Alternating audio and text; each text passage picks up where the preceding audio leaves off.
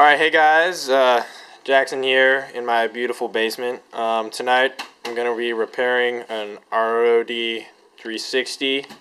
I hope this tutorial will be helpful. I know there's already a lot out there, but we're going to go ahead and just plug it in to make sure it's actually RROD and see how it goes. Yep, alright, that is very red ring.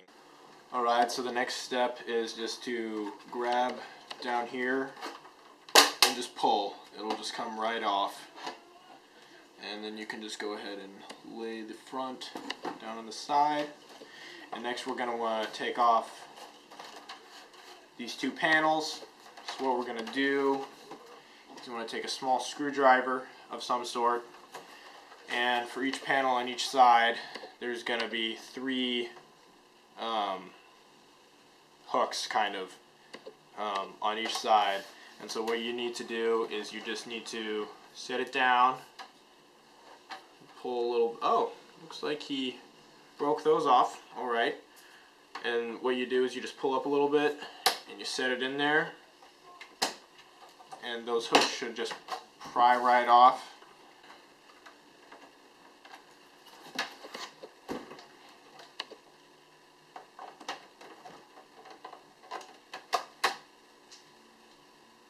There we are.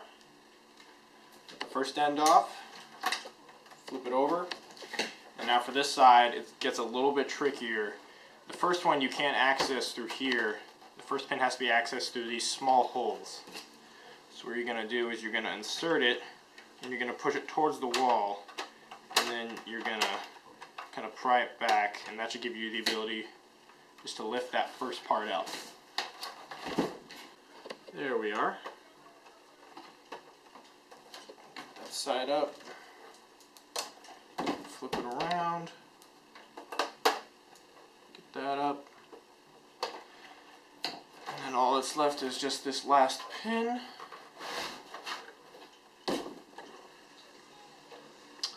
Oh boy, this last pin is a bitch. There we go, got that out. Cool, so we've got both the sides out now. Well, we just need to completely open it up basically. And if you've got a Microsoft 360 seal on there, you know what, that just does not matter. Their warranty is probably gone anyway. So just go ahead and cut that open. Cool, so now we're just gonna separate all of these one by one. There we go. And now I usually insert this in here to keep it from coming back down. Now I have a 360 opening tool, which if you're going to be doing work, I would really recommend, because it just makes it so easy. But if you don't, what you want to do is you'll see that there are some holes here and here. And what you want to do is you stick a very small flathead screwdriver straight in there, and you push, and then you pull out, and it will separate a little bit. But seeing as I have this tool, I'm not going to do that. Stick that in there. There we go. Nice and easy. Oop. Some trash on me. And then go ahead and stick that in there. It's going to open up nice and easy. And those clips are fine, nothing's breaking. You're just undoing the clips. See? Everything's perfect. Alright, gonna set that aside. And so once you get that done, you have 6 screws that hold the two halves together. And then you have just a bunch of little screws that are going to hold the motherboard to the back plate. And then you have these little, I don't even know what they're called, just little heads that need to be taken off. Got all the screws out of the bottom, all the ones that connect the board to the plate, and all the ones that keep the board connected to the top. So what we're going to do is we're just going to flip it over. I'm just gonna put a screwdriver under there and take that piece off really easy. It'll come right off. Just be careful you don't ruin it. Set it down. The top should just easily slide off, just like that. No issues. Alright, so now what we want to do is want to take out the CD DVD drive. And we're going to do that by first breaking the stupid seal that Microsoft put in there. Because you know what, the warranty's probably gone anyway. There we go. And then it should just easily lift out. You don't want to pull it straight out though, because you've got the power and information cords. You've got a SATA there, so you just want to wiggle those out nice and easy. You might need a small screwdriver to push that out. You're just going to want to set that aside. You don't want to damage these because they're married to the motherboard. Alright, next we're going to take whatever this is off. I don't know what it's called. And then one of the final steps is we're going to be removing the fan and then the front button plate. I don't. Has a button on it, so.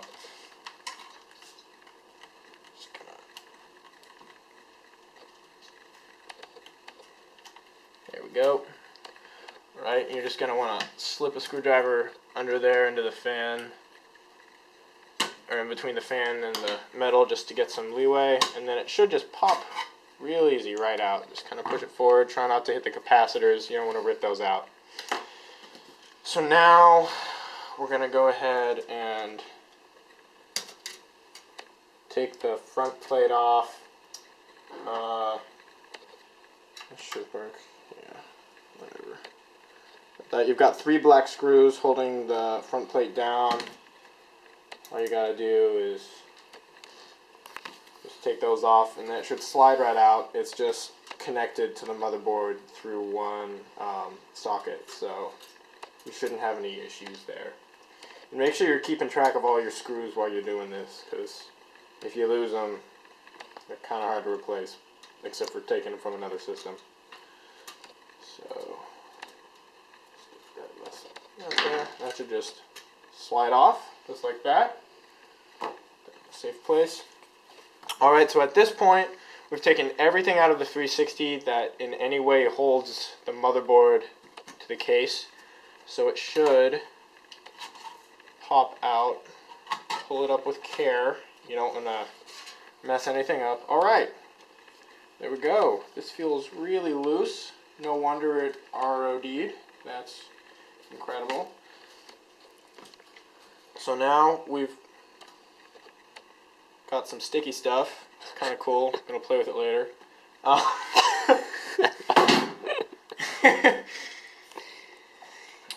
Our next step is to remove the X's, the X clamps on the back. Oh, they're heat pads. Interesting. I guess I'll just put them all in a pile here. Hopefully use those later. There we are. So this part can be a little bit tricky. By the way, do you still want me to repair your dad's? I don't know. It's okay. Okay, cool. You're going to want a flathead screwdriver, and you're going to want to come at it at a real specific angle, which I used to know, but I'm going to re-find out right now. There we go. So what you want to do is you just want to slide it in there, and you're going to want to push the head of the X up, and it should pop right off, just like that. And then after that, there we go. And after you get 2, you should just be able to pull it right off, and you can just throw this away. It's pretty much trash. And once you do that, you can turn it back around, and the heatsink should just slide off. There you go. Just going to put that aside for now. And we're going to flip it back over, and we're going to do the same thing for these X clamps. There we go. There we go. And then it should just wiggle right off. Unless it doesn't, in which case we can always... There we go. Just flip it right off. It looks like this console had water damage. Don't know what's up with that. We'll have to ask. By the way, I would like to thank Trevor, my friend, for allowing me to use his 360 as an example. It is RROD, and hopefully it will work when we are done. I'm going to set the second heatsink aside.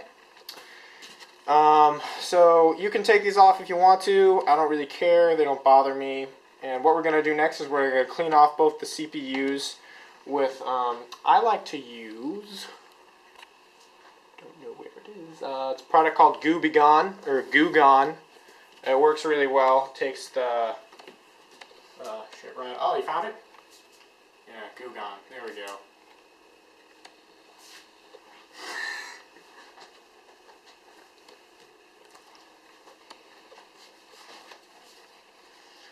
Alright, so yeah, basically what we're going to do is we're just going to clean this up with some Goo Gone, and then we're going to make it real clean, make sure all the Goo Gone is gone with some alcohol, and the alcohol will evaporate and we won't have anything left on the CPUs. Alright, we'll be right back with that. Alright, so we've got the board isolated. There's nothing on it except for those cords. So now what we need to do is we need to clean off the CPU and the GPU. And what we're going to use for that is we're going to use some Goo Gone and some alcohol. After the Goo Gone is going to get rid of all of the thermal paste, but then the alcohol is going to go ahead and just make sure all of the thermal paste and Goo Gone is gone, and then we'll have a nice clean surface to reapply our heat sinks. After we're also going to reflow this board today. So I'm just going to go ahead and clean these up, and then we'll get back to you. Alright, as you can see, I've got both the, let's let it focus here. Yeah, both the GPU and the CPU very shiny and very, very clean. You're going to want to make sure they're no less clean than this. I'd say this is about as dirty as you want them for when you reattach the heat sinks. Before we do that, we're going to go ahead and reflow the board. And for that, I am actually going to have to take these wires out. So I'm going to go ahead and set the board up, and I'll get back to you as soon as we're done with that. Alright, so I've got the 360 motherboard set up on a chair, but I have a thick piece of wood to protect the chair because this heat gun is going to get really loud. And what reflowing the board is we're kind of getting all the solder heated up again, so that all the chips will reconnect to the board, and then when we put our upgraded heat sinks on, that's gonna keep them nice and cool and also much tighter onto the board, so they'll tend to not RROD again. However, if they do RROD again, you can repeat the process. The first step of reflowing is you're gonna want to take your heat gun. I got this one for about 14 bucks. And you're going to want to set it on low, and you're heating the back of the board for 1 minute evenly. You're going to want to constantly move it around. So I'm just going to start my timer here. Going to adjust some display settings. 10 minutes. All right. I'm ready to start the timer. Turn this on. Camera's gonna get dropped for a sec. Start. Alright, so now what I'm gonna do is I'm just gonna evenly heat the back of the board. By the way, this method has already worked on 4 360s that I've worked on. So hopefully it'll work in this video. Now if it doesn't, that'll be a little embarrassing, but So yeah, I'm just evenly heating this for an entire minute, constantly moving, going back and forth. Remember, this part is on low. You do not want it to be on high. I'm going to reset my timer to 4 minutes. We're going to flip this board over. And now a big thing is you want to avoid directly heating any of the capacitors around the edges of the area that we're going to be reflowing. So the areas that we want to get are the GPU, the CPU, the RAM, and these two chips over here. I forget what they're called. So basically what I'm going to be doing is for 4 minutes, I'm going to be taking this heat gun and it's going to be going back and forth all over this area. And I'm going to try not to directly heat these capacitors here because it was just recommended that that not happen. I'm guessing they're a little bit more sensitive to heat than some of these components. So I'm going to go ahead and turn it on high. Start. All right. We're doing this for 4 minutes. Just going to do this kind of pattern here. And I will get back to you in a couple minutes. Alright, so I used the heat gun for 4 minutes going around to the CPU, GPU, these two chips, and the RAM. And there's a lot of heat coming off of it right now. And what you want to do after you do this is you do not want to touch the board until it's completely done cooling down. You got to let it get to room temperature. So I'd go ahead and give it half an hour at least. Just let it sit there. Now, meantime, if you haven't cleaned the heat sinks yet, I'll suggest going and cleaning the heat sinks. You'll clean them in the same fashion that you cleaned the GPU and CPU. And that's really straightforward. Just make sure those are really nice and clean before you reattach them, and I'll show everybody how to reattach them here in just a second when it cools down. Alright, so the board's all cooled down, and I've got both of the heat sinks nice and clean. Let's adjust there we go. So now what I'm going to be doing is I'm going to be cutting 2 pieces of tin out of this 0.032 inch sheeting of tin, and they're going to be 1 inch by 1 inch and 1/16. So I'm just going to cut those. Alright, so I've got my 2 tin pieces. I actually made this one a little smaller because the CPU is just a little bit smaller and I didn't need something quite as large. So now what I'm going to go ahead and do is I'm going to apply alcohol to both sides of these to make sure that they're free of all skin oils and other things. And then I'm just going to put some thermal heat paste on them and stick them on the GPU and CPU. Both of these tin pieces need to be as flat as possible to make sure that there isn't going to be any empty space between the chips and the heat sinks. So now that those are nice and clean, I'm going to go ahead and apply some paste to the chips here.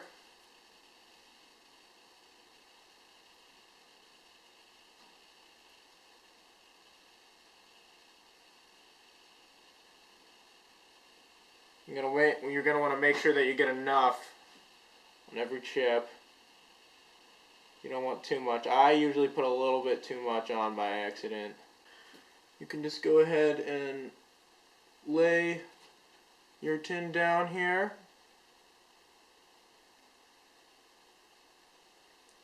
Make sure these are dry.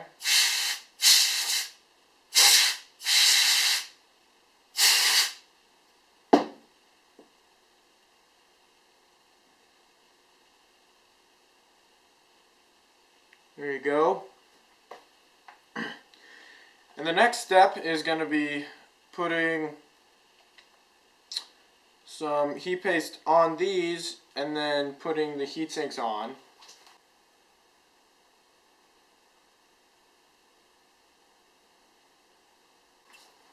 Alright, now what you want to do before you lower the heat sinks on is you need to take the old grips off. There we go. There's that.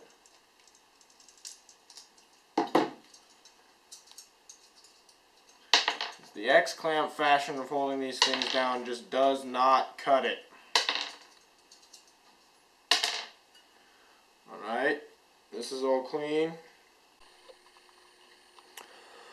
Alright, so I've got the thermal paste on both of my tin sheets, and both of my heat sinks are clean. So what we're going to do is we're going to put down 2 washers on every hole, and then we're going to just set the heatsink on top of it, and I'll just kind of show you how I do it here. It's just my way of doing it, not necessarily the best way, it's just how I found that I like. Alright. Alright, I've got 2 drivers on each hole, so what I'm going to do now is I'm just going to very carefully set it down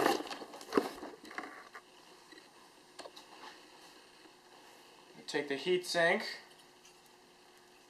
ever so gently move it down, and trying not to move any of the washers. Sorry I called them drivers earlier. Alright, kind of push it down there. Alright.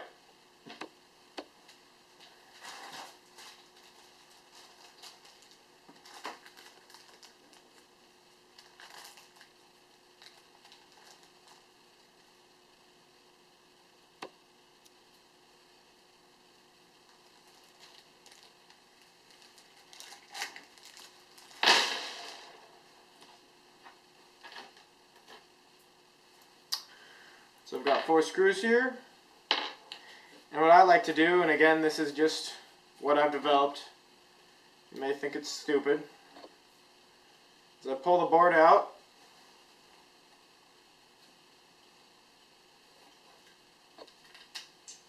and I just slide the screw up. That way I don't have to deal with gravity misplacing all of my washers. Found it to be very frustrating with my first couple 360s. Alright, we'll turn it around and give a different view.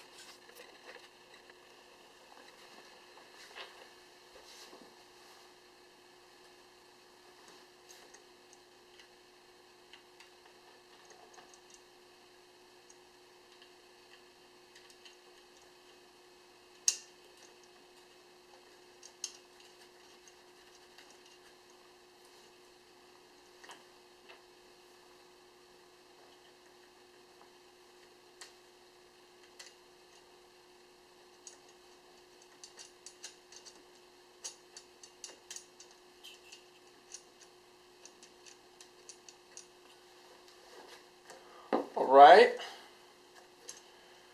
once that's done,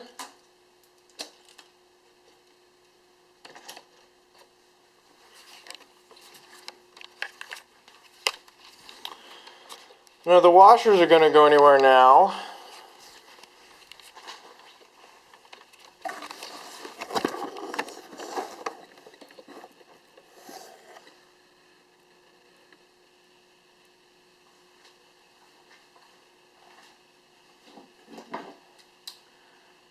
So we can take our screwdriver, make sure you hold it flat. We're going to try and do it as evenly as possible, but we're going to tighten down all these screws. Now you don't want to torque on them as hard as you possibly can, but you want to get it pretty dang tight to just kind of where they stop really moving on their own.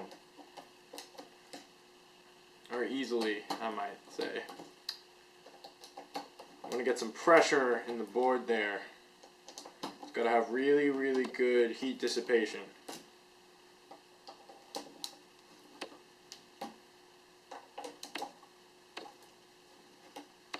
There we are. There we are. Looks like it's about as tight as it's going to get. Just going to do a last sweep through. There.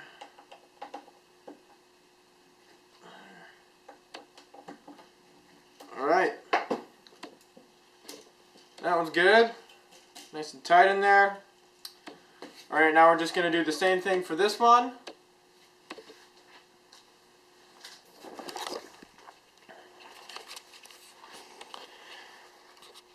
And then we'll reassemble it, and we'll see if it works. Alright, I've got the 360 all put together. Now let's go see if it works.